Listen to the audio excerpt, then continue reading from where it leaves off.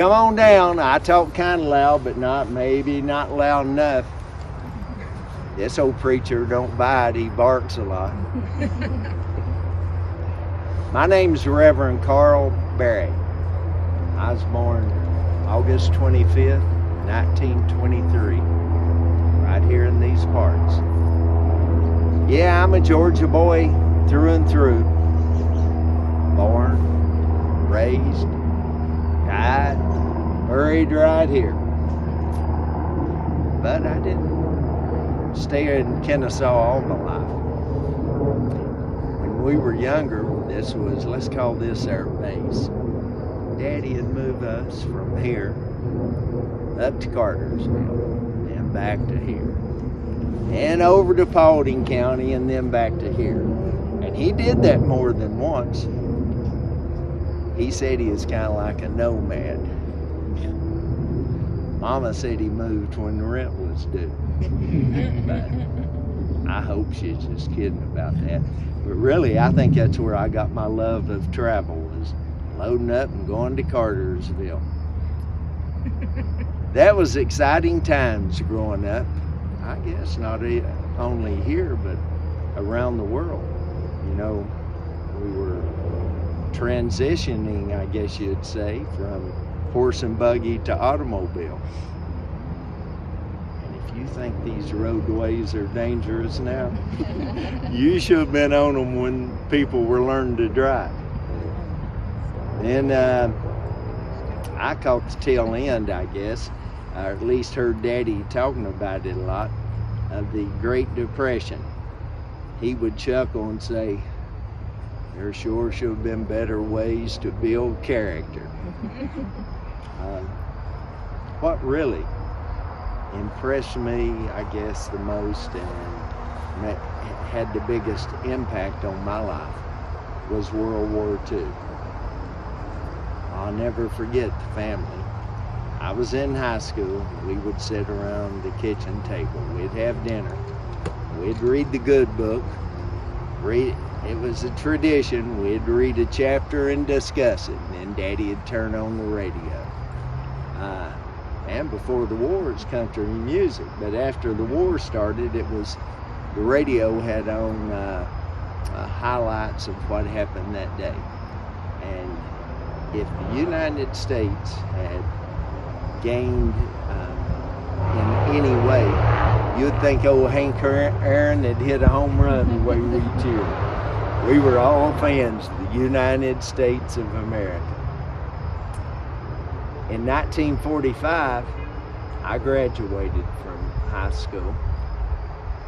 First thing I did was go to the recruiting office, join the United States Army. I kind of wanted to be like those soldiers that I'd heard about. They were my heroes. They put their life on the line every day. And for what? So people like you all and me could be safe and be free. That's what I want to do. Got my orders, found out the war ended 10 days earlier. But that's a good thing. The United States won it. And really, the Army was a good thing for me. It taught me who old Carl Barrett was. I learned how to take orders. I learned how to be a responsible adult. So the Army was probably made the biggest impact on my life of anything else. Anyway, I got out in 47, spent 2 years and got discharged honorably. Come back home, had to start looking for a job. So I had a friend tell me that he had heard about an opening down at the marshal's office in Fulton County. Next morning, I was sitting at the courthouse down in Atlanta waiting on the marshal. He come in, he talked to me about 2 minutes, and when I told him that about just getting out of the Army, he said, well, the job's yours. You're the man for the job if you want it. I said, well, I want it, but I do have 2 questions. When do I start, and what do I do? He said, well, you can start right now. And I've got a tabletop full of evictions and repossessions I want you to do. And that's what I did for my whole career at the marshal's office. And I sure wasn't the most popular guy in Atlanta, but I followed orders and got the job done. As if that wasn't enough, I started getting this, somebody talking to me, and I thought I knew who it was. Sure enough, Almighty God was talking to me. He said, Carl, I need you to help me save souls. I want you to start preaching. Well, he had to tell me a couple of times before it sunk in. And then, I guess I didn't mention, I was married at that time to the lovely Miss Kate. And I went home and told her what was going on. She said, Carl, if Almighty God's asking you to do something, you can't say no. So, just so happened, Brownstone Baptist over here needed a preacher. I went over, and again, they told me I was the man for the job, so I started preaching there. So I was evicting, repossessing, and preaching. And then they asked me to do a radio show preaching on there. We called it Saving Souls on the Radio. But I must have been popular, but I had this style, and it's called Fire and Brimstone.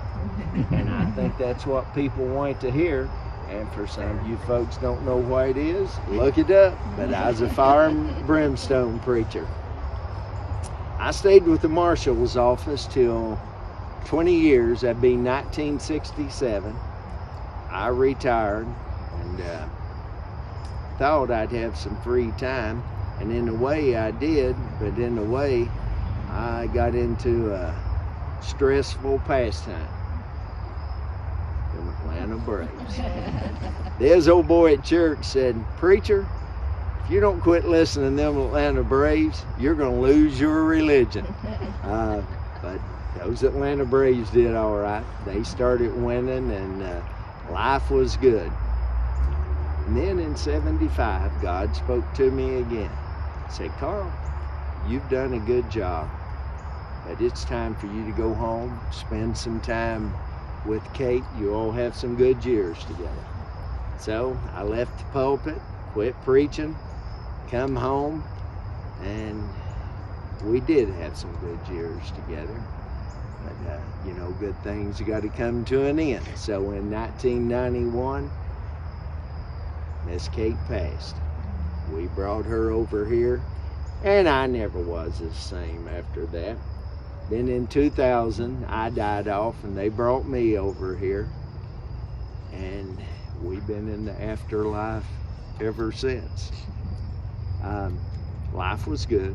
I really can't say as I have any complaints. I'm truly honored you come out and heard my story tonight. If you enjoy this tour, tell your friends and neighbors. Have them come out and get a ticket and come through. If you didn't enjoy this tour, don't say anything to anyone. Good night. God bless you.